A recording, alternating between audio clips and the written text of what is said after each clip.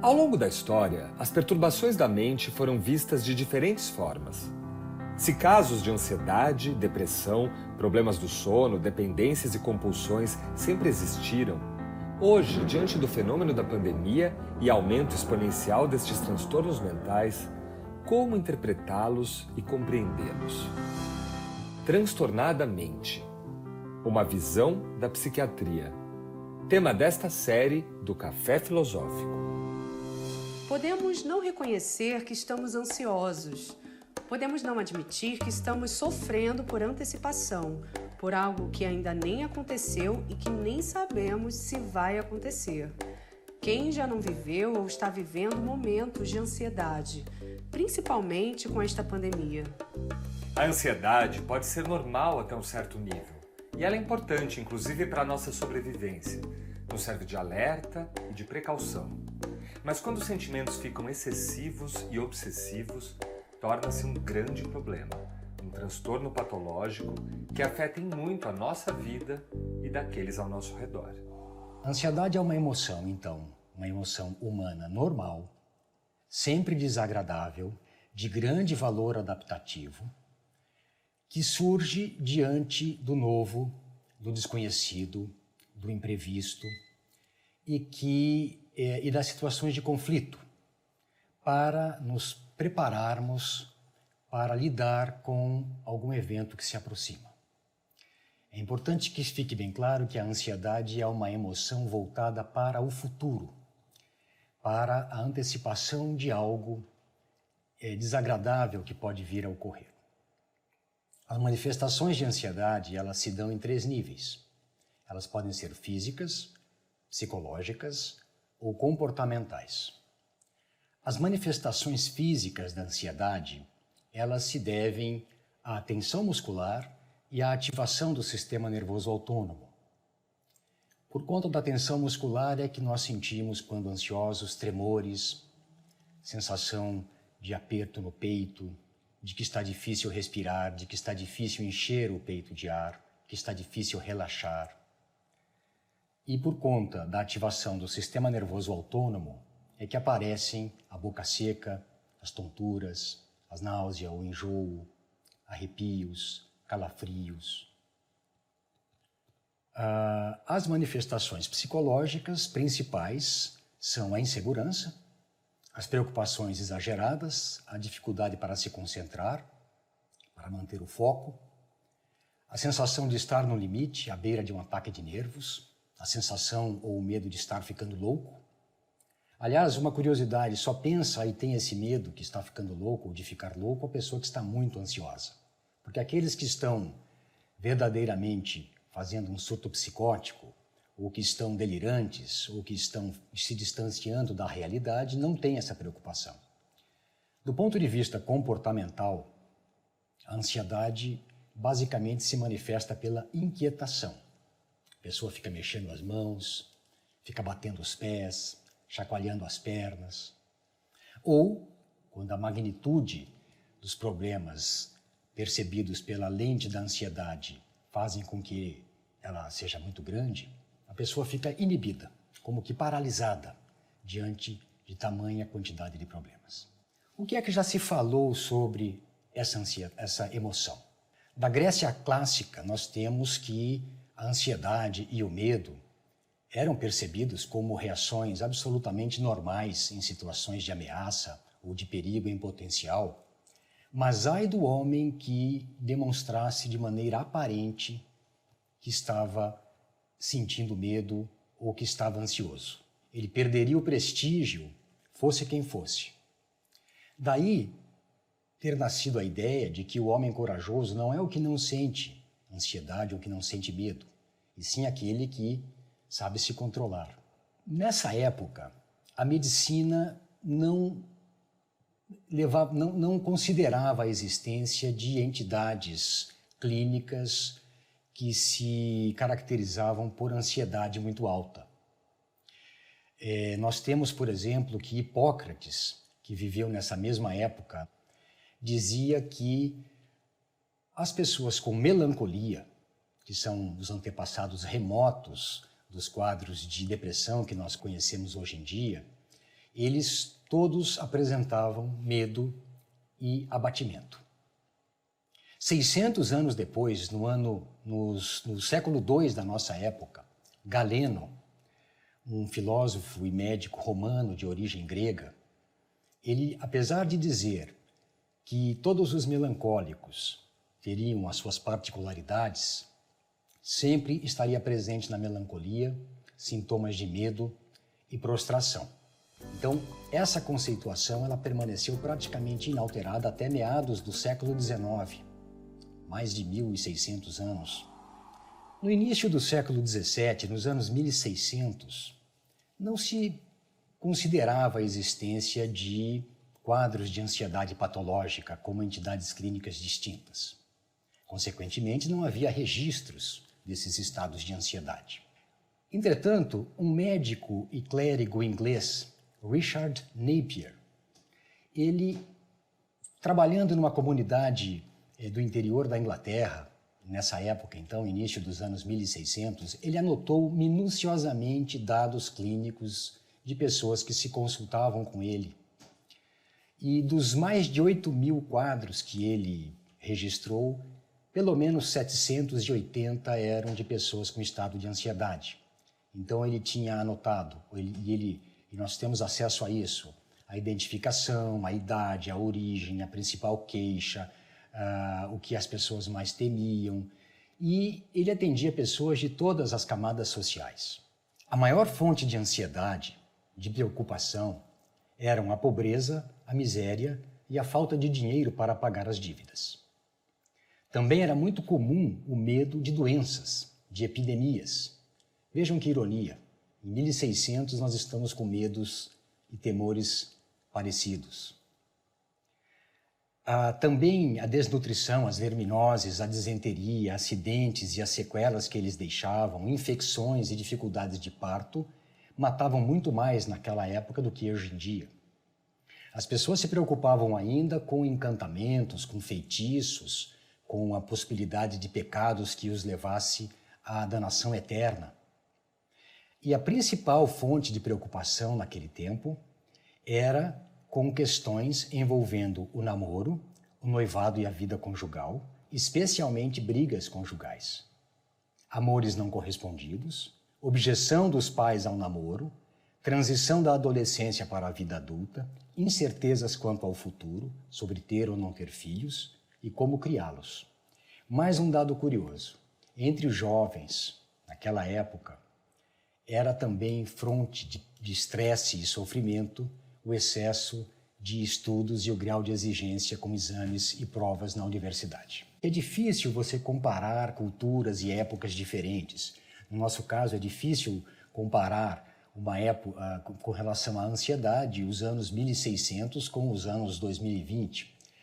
Mas é interessante, mesmo assim, observar que não é que aquela gente se preocupava menos do que nós. Não, as preocupações eram tantas quantas, apenas com focos diferentes. Hoje não nos preocupamos com encantamentos e com feitiços, mas é bastante grande o número de pessoas que sofrem, que ficam ansiosas com a repercussão de posts ou com o risco de cancelamento nas redes sociais. No próximo bloco... No decorrer do século XX, a ansiedade tornou-se central na prática médica e na prática psiquiátrica.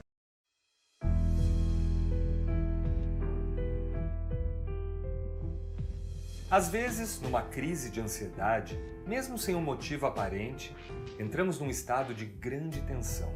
Não conseguimos nos ater ao presente, ficamos extremamente preocupados e com muito medo, até nas situações mais corriqueiras. Seria a ansiedade parte de nossa constituição humana? Ela sempre existiu em nós ou é fruto de uma construção social? Será que a ansiedade vem se aprimorando no nosso confuso e atordoado mundo contemporâneo? O primeiro grande passo que a medicina deu para mudar a conceituação de ansiedade e transtornos de ansiedade ocorreu em 1869. A proposta de um diagnóstico chamado neurastenia, de uma categoria nova chamada neurastenia, que englobava sintomas de ansiedade, sintomas de fadiga, de exaustão e queixas difusas, vagas, elas que acometiam principalmente homens. Essa proposta ela se popularizou tanto nos Estados Unidos, ela foi feita por um americano, por George Beard, e ela se popularizou não só nos Estados Unidos, como também na Europa e no Reino Unido, e foi a primeira tentativa de caracterização de quadros em que havia primordialmente uma ansiedade, em que o neurologista Beard ele agrupou num grupo só, numa mesma categoria, quadros com sintomas somáticos e quadros com sintomas subjetivos, numa categoria distinta de melancolia. Então foi a primeira vez que os transtornos de ansiedade cresceram em direção ao que era antes considerado parte da melancolia. Foi a primeira vez que houve uma ampliação dessa faixa verde que representa os transtornos de ansiedade. E ele também fez com que o olhar dos psiquiatras, dos superintendentes de asilos, como eram chamados os psiquiatras na época, que eles se voltassem para os transtornos mentais mais leves e dos quais faziam parte os quadros de ansiedade e não ficassem apenas trabalhando com os pacientes mais graves que estavam nos asilos e nos manicômios psiquiátricos.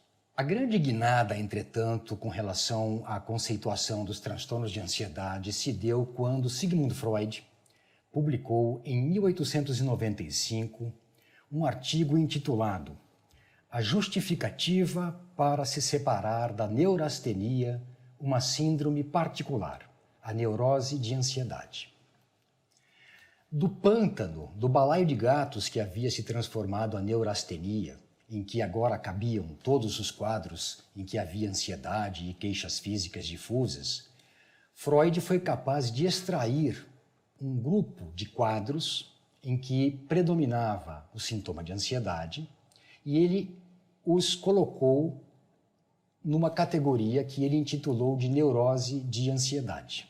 No decorrer do século XX, a ansiedade tornou-se central na prática médica e na prática psiquiátrica. E não só isso, ela tornou-se central na cultura ocidental. Isso se deu pela popularização das ideias psicanalíticas, como também pelo desenvolvimento do existencialismo, uma corrente filosófica que tratava a ansiedade como um fenômeno inerente à existência humana. Mas foi em 1955 que ocorreu outro momento importante, outro movimento importante.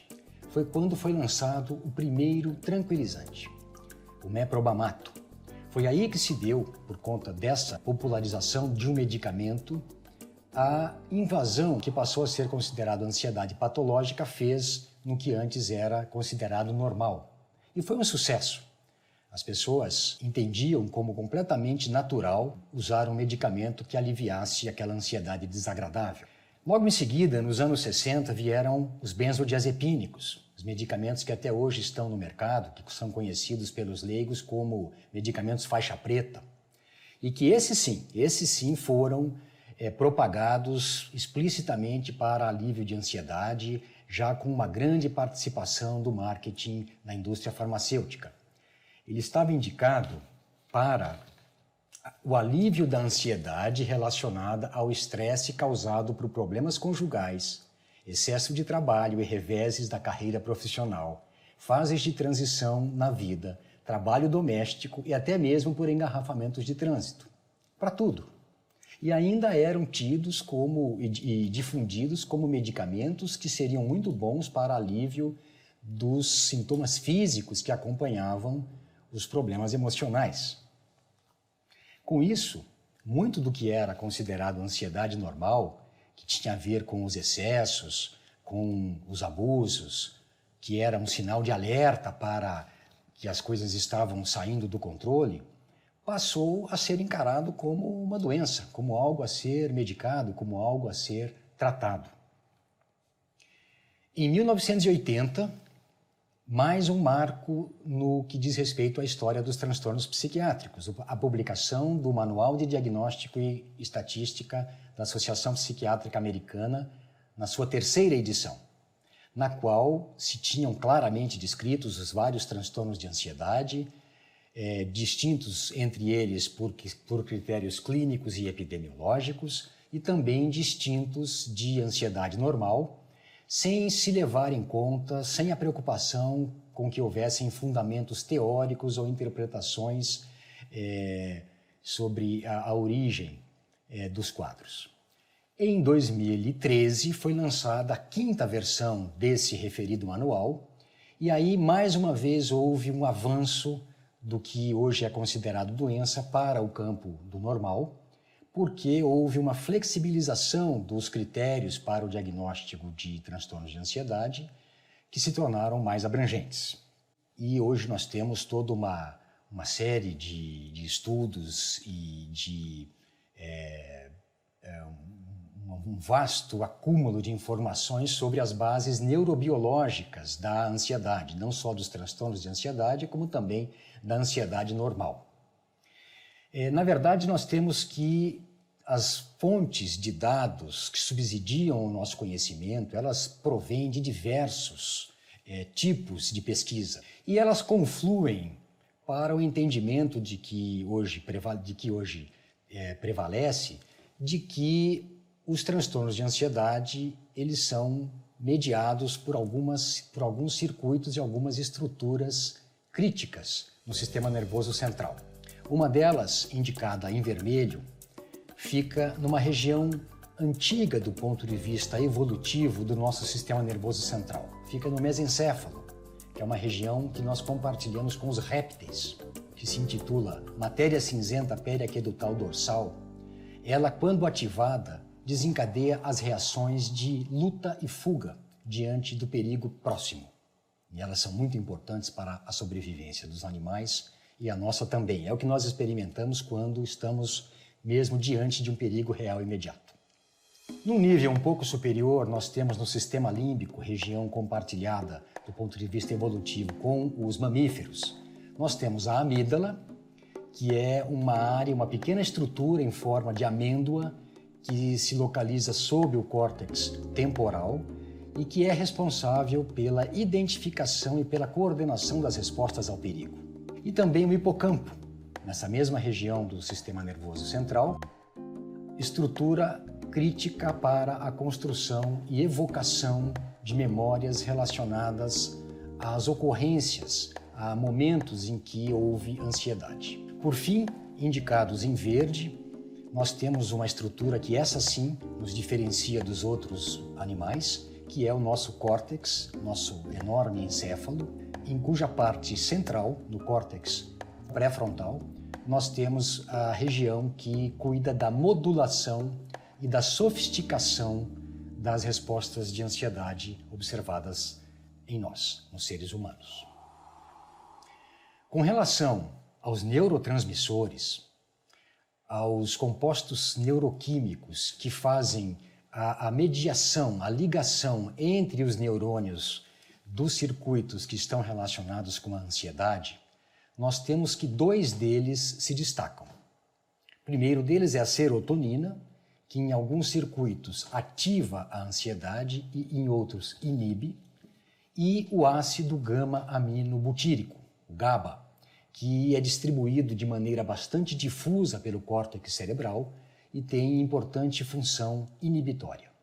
Do ponto de vista fenomenológico, do ponto de vista de o que se sente em primeira pessoa e que foi descrito e compilado por vários autores quando a ansiedade está presente, nós temos que há um aceleramento dos processos mentais e um estreitamento do campo vivencial. Essa combinação de fatores, a cabeça a mil e um espaço restrito, compactado, dá essa conotação desagradável, característica da ansiedade. No próximo bloco...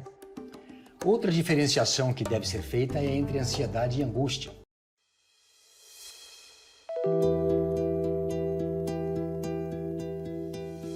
interessante notar que o fato de ser desagradável não é o que distingue a ansiedade normal da patológica, visto que ela é sempre desagradável, mas sim a intensidade, a duração, a adequação ao estímulo desencadeante e o grau de limitação que ela ocasiona.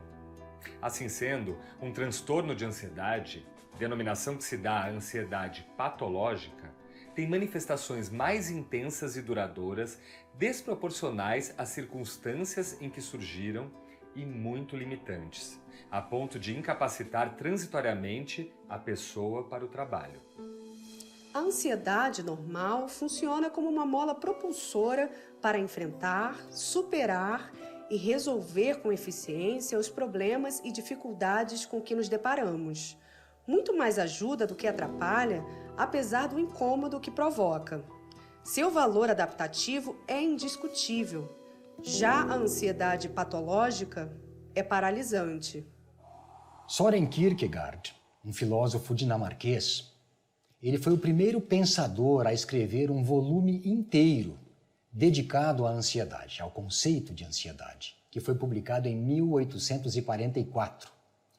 E nele, Kierkegaard afirma de maneira bastante clara que medo e ansiedade são completamente diferentes. Que o medo é uma reação que ocorre diante de um foco específico, determinado, real, enquanto a ansiedade surge diante da possibilidade, do que pode vir a acontecer, do que pode vir a ser. Mas foi Freud, com o seu trabalho Além do Princípio do Prazer, publicado em 1920, que fez a distinção clássica entre ansiedade, Angst, medo, Furcht, e pânico, Schreck, ao dizer que a ansiedade é um sentimento de apreensão, de expectativa, que vem como preparação para uma ameaça incerta, indefinida. Enquanto o medo, ele se refere a um objeto claro, real. A ansiedade tem origem internamente. Ela é como que um sinal de alerta acionado por estímulos internos. Enquanto o medo, ele é um sinal de perigo, um sinal de alarme, acionado por um estímulo externo. Já o pânico, ou susto, como deveria ser a tradução mais apropriada de Schreck, é um estado que nos invade abruptamente diante de um perigo abrupto e que não havíamos identificado e para o qual não estávamos preparados. Outra diferenciação que deve ser feita é entre ansiedade e angústia. Para alguns pesquisadores, a angústia nada mais é do que o estado de ansiedade acompanhado por muitos sintomas físicos, principalmente aperto no peito, aperto na garganta, sensação de aperto no estômago, no epigástrio. Aliás, é bom que se diga que anxious, do grego, e angor, do latim, que dão origem à ansiedade e angústia, respectivamente, querem dizer estrangulamento, aperto, opressão. É uma aflição, uma agonia que cresce de dentro para fora, fazendo com que o peito fique estreitado, como se estivesse usando um colete apertado. São horas em que dá vontade de rasgar o peito, porque parece que o coração não cabe nele. Nós temos que fazer a distinção entre ansiedade normal e patológica. E nós nos valemos de 4 parâmetros para fazer essa distinção. A intensidade das manifestações, sua duração, a relação de proporcionalidade entre o estímulo e a resposta, o quanto a resposta, que seria a reação de ansiedade, é proporcional ao estímulo, e o grau de comprometimento do desempenho. Há mais ou menos 100 anos, Robert Yerkes e John Dodson, eles psicólogos norte-americanos que trabalhavam em Harvard, eles estudaram muito a relação entre ansiedade e desempenho. E desses estudos se compilou, saiu uma chamada curva, uma curva clássica, que recebeu inclusive o nome deles, curva de Yerkes e Dodson. Quando há um aumento da ansiedade, no primeiro momento o que acontece é uma melhora do desempenho. É o que acontece, por exemplo, quando você, às vésperas de uma viagem, ou às vésperas de uma entrevista, ou às vésperas de um exame, você se lembra de que teria que fazer alguma coisa, revisar algum ponto, ou se preparar um pouco melhor. A partir de um determinado ponto, observa-se que o aumento da ansiedade não mais é acompanhado por uma melhora do desempenho. Atinge-se um platô. E por fim, e esse ponto varia de pessoa para pessoa, e por fim nós temos que, se a ansiedade continua aumentando, o desempenho despenca, piora muito. E aí nós estaríamos claramente já diante de uma ansiedade patológica, de um transtorno de ansiedade. O que pensar diante de uma pessoa que está ali na sua frente com manifestações de ansiedade? O que será que está acontecendo com ela? A primeira possibilidade é que se trate de uma reação normal, mas pode ser também algum sintoma de uma doença ou de uma condição clínica que lembre uma manifestação de ansiedade ou que mimetize uma manifestação de ansiedade. Nós sabemos, por exemplo, que o hipertireoidismo causa tremores, causa uma certa inquietação, que a hipoglicemia causa tonturas, causa uma sensação de fraqueza. Pode ser também que aquela manifestação de ansiedade se deva a efeitos colaterais de remédios. Ela pode estar ainda apresentando sintomas ou manifestações de intoxicação ou de abstinência de drogas. Pode estar apresentando um quadro de ansiedade secundário a outro transtorno psiquiátrico. Ninguém melhor do que um psiquiatra para fazer esse trabalho de diagnóstico diferencial. É importante deixar claro que, para que se faça o diagnóstico de um transtorno de ansiedade primário, é condição fundamental que aquele estado de ansiedade cause prejuízo no desempenho, quer seja o desempenho acadêmico, social, profissional ou esportivo. Eu vou lhes apresentar 3 transtornos de ansiedade primários: o transtorno de pânico, o transtorno de ansiedade generalizada e o transtorno de ansiedade social. Veio do nada, sem motivo aparente. Eu estava vendo televisão, nada de especial. Aí, de repente, eu tive uma sensação ruim, um aperto no peito, coração batendo mais forte, sabe? Parecia que ia sair pela minha boca. Eu tive uma dificuldade para encher o peito de ar. Tinha um formigamento nos meus lábios. Primeiro, eu pensei que eu estivesse infartando. Depois, eu achei que era um derrame. A minha única certeza é de que eu tinha chegado na minha hora, de que eu ia morrer. Fiquei apavorada. E o medo desse mal-estar voltar. Os aspectos essenciais para o diagnóstico de transtorno de pânico são a ocorrência de crises de ansiedade, chamadas de ataque de pânico, em que há uma descarga muito rica de sintomas bastante intensos e perturbadores, inesperados, imprevisíveis, espontâneos, e depois, tamanho mal-estar, o medo de que esse mal-estar ocorra de novo. Tardiamente pode acontecer o que nós chamamos de agorafobia, ou seja, o receio de passar mal em situações ou lugares de onde seja difícil sair, caso aconteça um mal-estar daquela magnitude. Não é difícil compreender. Quando a pessoa tem pela primeira vez um ataque de pânico, a impressão que ela tem é que realmente vai morrer, que o que ela está apresentando é muito grave, que ela pode estar tendo, como ele falou, um derrame, um infarto. E ela fica pálida, ela fica com a respiração curta, ela fica transpirando muito, ela fica com um olhar assustado. Então ela acha que está morrendo. E aí levam-na para o pronto-socorro. É muito comum que pela primeira vez, quando surge uma descarga de pânico, a pessoa vá parar num serviço de emergência médica. E lá, a equipe que recebe essa paciente também acha que ela está tendo alguma coisa muito séria. Aí se corre um eletro, aí se afere a pressão arterial e se conclui que não, que está tudo bem, que aquilo era uma descarga de ansiedade. É muita coisa na cabeça.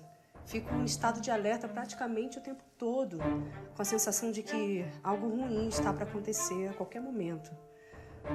As preocupações são como pernilongos que a gente não consegue espantar, como um chiado que não se pode desligar.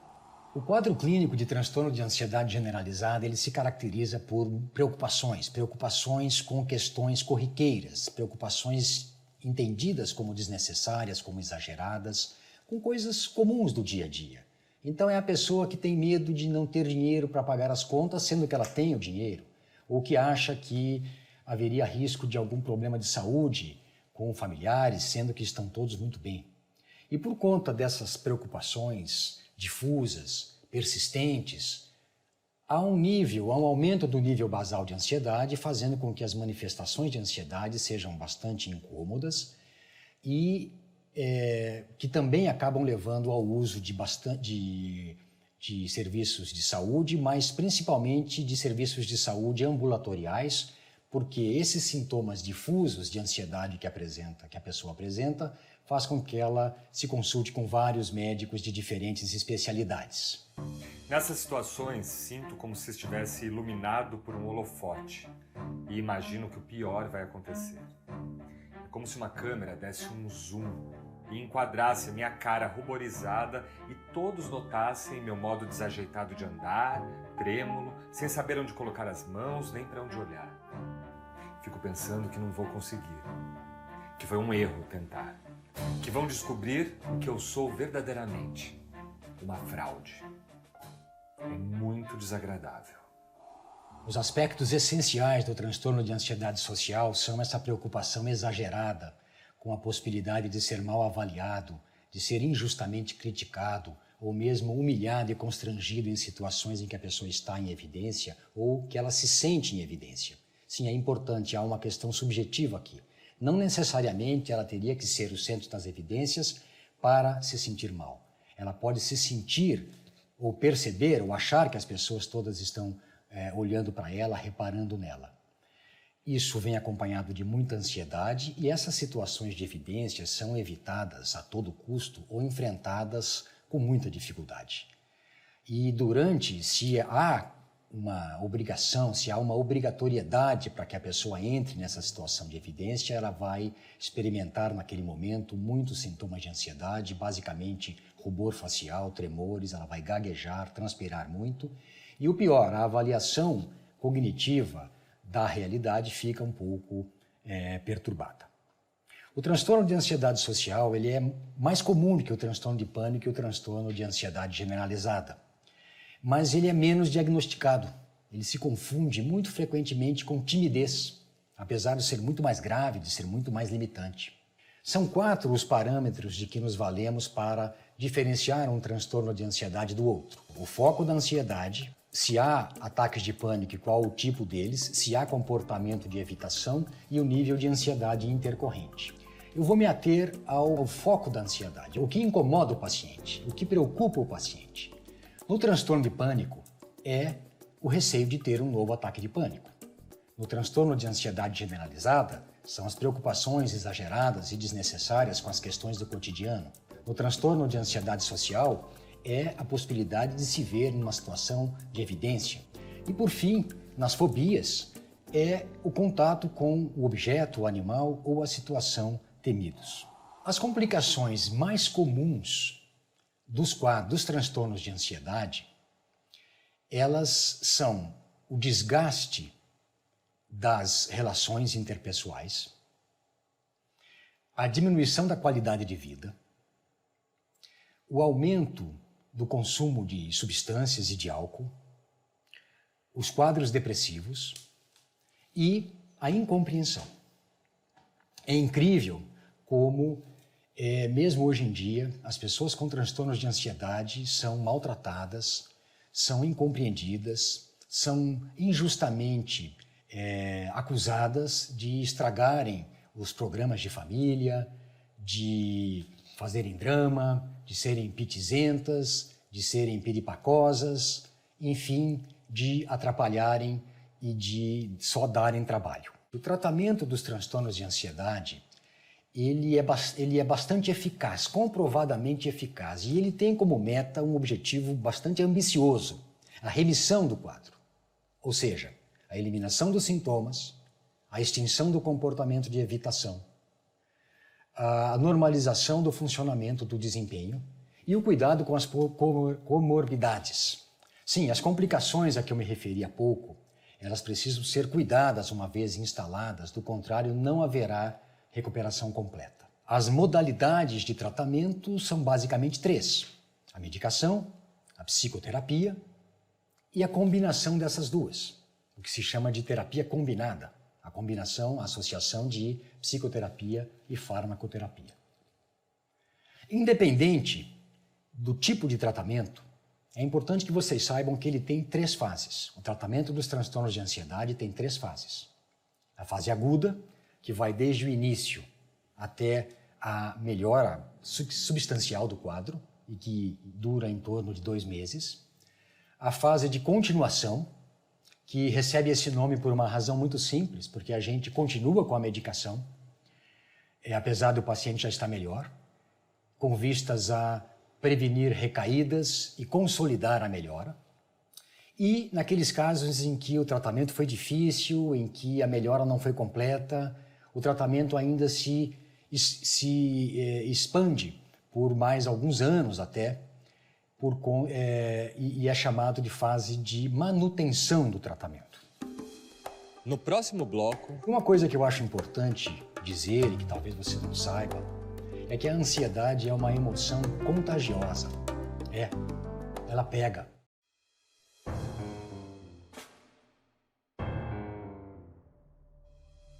O Brasil já chegou a ganhar o preocupante título de campeão de ansiedade da Organização Mundial da Saúde, a OMS. E como em muitos outros continentes, as mulheres são as mais afetadas, as que mais sofrem de ansiedade.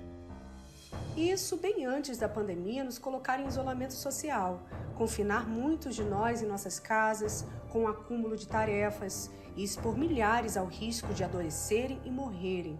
Impossível não sofrer de ansiedade, mas como perceber os sinais de alerta? Sabem quais são as causas da ansiedade normal? 3 são clássicas, fazem parte mesmo da definição do conceito: o novo, o desconhecido e o imprevisto. A ansiedade também surge em situações de conflito, quando você quer alguma coisa e ao mesmo tempo não quer, por razões distintas. Ou quando você deseja algo, mas sabe que aquilo pode te fazer mal, pode trazer sofrimento e mágoa para os seus amigos e familiares. Também a quantidade, o volume gigantesco de informações com que nos deparamos todos os dias, principalmente quando elas são discordantes, quando elas são contraditórias, são fonte de ansiedade.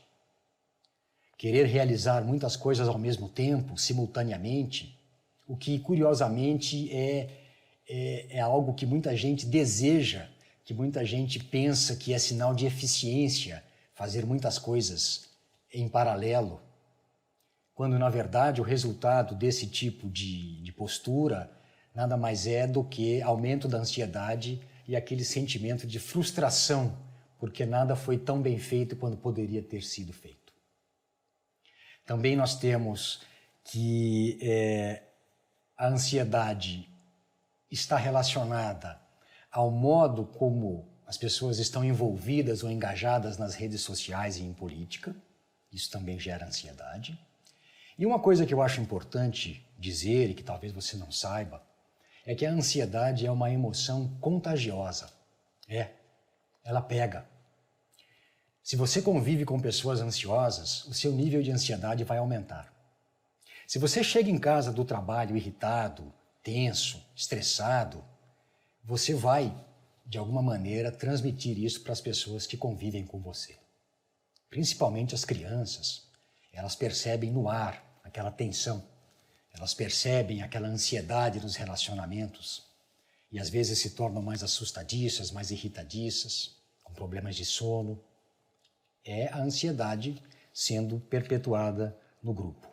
Quando uma emoção, quando uma resposta emocional afetiva a um determinado estímulo é identificada, quando ela é tornada consciente, é aquele momento em que se pode dar um passo seguinte. Ao invés de você continuar se perguntando, puxa, por que eu estou dormindo mal? Por que eu estou tremendo? Por que eu estou tão irritado? Por que essa dor de cabeça? Você diz para si, você conclui, puxa, eu estou ansioso. E aí é possível fazer a pergunta que realmente vai trazer alguma luz à questão. Por que é que eu estou ansioso? O que é que está me deixando ansioso? E como encarar essa dura realidade? Como encarar esse fato de você estar ansioso? Em primeiro lugar, tolerar o incômodo. Medidas muito simples podem ajudá-lo nessa tarefa, tão simples que às vezes passam batido. Respirar fundo. Acalmar a respiração. E desviar a atenção do problema que está ali te perturbando, a não ser que você possa fazer algo com relação àquilo. Outra coisa importante, outro desafio, é transformar preocupação em ação. Entenda bem, preocupar-se não resolve problema algum. Agir de maneira direcionada, no problema concreto, sim. Aí você estaria fazendo por onde a coisa acontecer. A ideia aqui é trazer a sua atenção para o presente, para as coisas que lhe fazem bem, que você gosta de fazer. E aos poucos, na medida do possível, incluir na sua rotina hábitos de vida saudáveis que combinam com você. Remédio para esse tipo de ansiedade, para a ansiedade normal, mesmo que desconfortável? Não entre nessa. Quantos e quantos casos eu já não vi de pacientes com estados de ansiedade perturbadores que melhoraram com conversa, com aconselhamento, com psicoterapia e que, se tivessem recebido algum medicamento, teriam atribuído a melhora ao medicamento, fazendo com que depois fosse difícil se livrar dele. Não é difícil entender, depois do que eu falei, que a emoção mais prevalente, a emoção mais presente na nossa sociedade, nos nossos grupos, seja a ansiedade. Nós estamos lidando com algo novo, com algo ainda desconhecido, apesar de todos os avanços e tudo que já se estudou sobre a Covid, e com uma certeza, e com algo ainda de futuro incerto, com algo ainda indeterminado. Então, não há dúvida de que estamos todos ansiosos. Mas não é essa a única emoção que está presente, que está à flor da pele. A tristeza, a raiva, a indignação também estão bastante manifestas. Mas, sem sombra de dúvida, a ansiedade reina. Não durmo bem, acordo a cada 30, 40 minutos e fico pensando no que vai ser de nós. Em quando essa doença, que parece estar cada vez mais perto, vai pegar alguém da minha família. Não é comigo que eu me preocupo, mas com meus pais, minha esposa e meus filhos. Eu fico angustiado de imaginar o sofrimento das pessoas que perderam entes queridos, que ficaram desempregadas. Sinto-me impotente diante da enormidade do que estamos vivendo, sofrendo pelo que ainda pode vir a acontecer. Ninguém sabe quando essa pandemia vai passar, ninguém sabe o que o futuro nos reserva. Estudos realizados nos Estados Unidos no ano passado revelaram um aumento de 25% a 35% dos sintomas de ansiedade na população geral, o que não é de se surpreender. E que o impacto emocional da pandemia foi maior nas pessoas que estão mais expostas, na linha de frente, e nas populações mais vulneráveis. Entenderam agora o porquê eu insisti tanto na diferenciação entre ansiedade normal e patológica? Porque se em situações normais já é difícil fazer essa diferenciação, o que dizer em tempos de pandemia?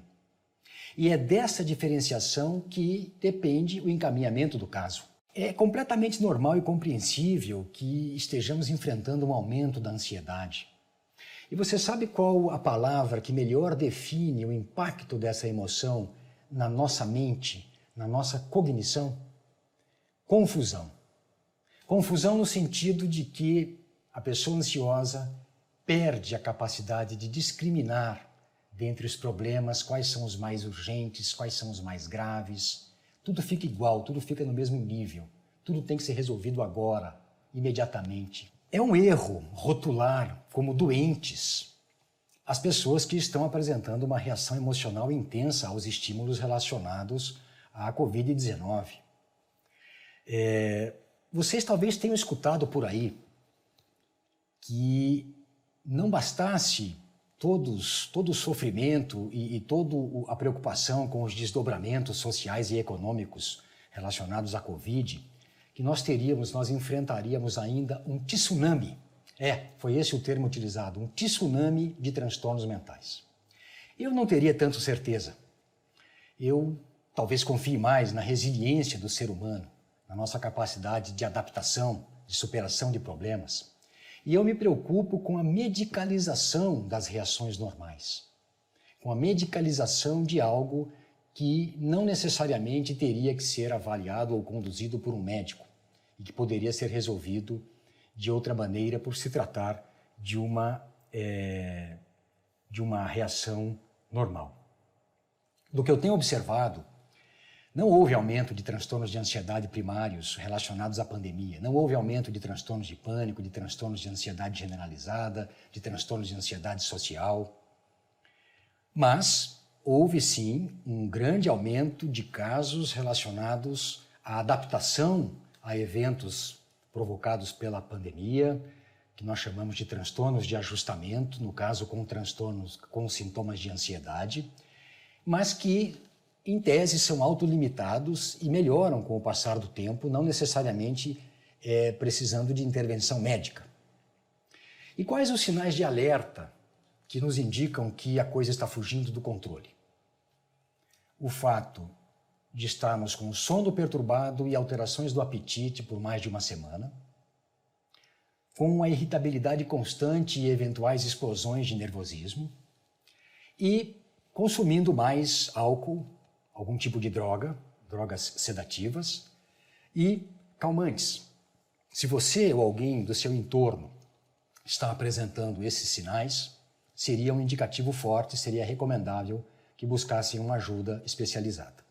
Fazer as coisas com cuidado, usar a sua máscara, higienizar as suas mãos, evitar aglomerações e se dispor com essas providências a correr riscos necessários, mas mesmo ciente de que estaria também colocando em risco familiares, fazendo a sua parte, fazendo o que é possível. Talvez a analogia com um oceano em que estamos todos navegando com barcos. E a ideia seria que nós não deixássemos que as pessoas se molhassem com a água do mar. Difícil? Mas quem disse que seria fácil? Conversar com pessoas, com amigos, com profissionais de saúde é importante, é uma boa maneira para se diluir o impacto emocional causado pela pandemia. O isolamento social foi extremamente sofrido para algumas pessoas. Ainda bem que nós temos as redes sociais, que quando bem utilizadas podem ser úteis. Vocês sabem que uma boa companhia tem efeito ansiolítico, comprovado. Mas aí cabe uma questão: o que é uma boa companhia? Que atributos um amigo, um parente teria que ter para que fosse considerado uma boa companhia para você nessa hora? Em primeiro lugar, essa pessoa teria que ter alguma experiência com estados de ansiedade para até saber do que está falando, do que estão tratando. Tomara que ela não pode ser uma adepta do vitimismo, daquelas pessoas que culpam os outros pelos problemas delas, e sim que se responsabilize, que entenda que nós temos que arcar com as consequências dos nossos atos e decisões. Uma pessoa madura que saiba que o mundo não é perfeito, que coisas ruins acontecem e que não existem soluções fáceis e simples para problemas complexos. E, por fim, que essa pessoa esteja ali disposta a escutá-lo, a ajudá-lo, porque gosta de você, porque ele quer bem, e não por algum interesse, querendo receber alguma vantagem. A psicoterapia e a avaliação psiquiátrica, mesmo feitas à distância, são instrumentos e muito úteis para o alívio da ansiedade, para a identificação de transtornos de ansiedade e devido encaminhamento do caso. E mais do que isso, eles podem também permitir o desenvolvimento de habilidades e estratégias para manejar essa emoção tão importante. Mais reflexões no site e Facebook do Instituto CPFL e no canal do Café Filosófico no YouTube. É por isso que eu gostei tanto de uma frase que circulou nas redes sociais e cujo autor eu não identifiquei e que dizia o seguinte: se você não está confuso, não está bem informado. E isso poderia também perfeitamente ser traduzido ou expresso da seguinte maneira: se você não está ansioso, não está bem informado.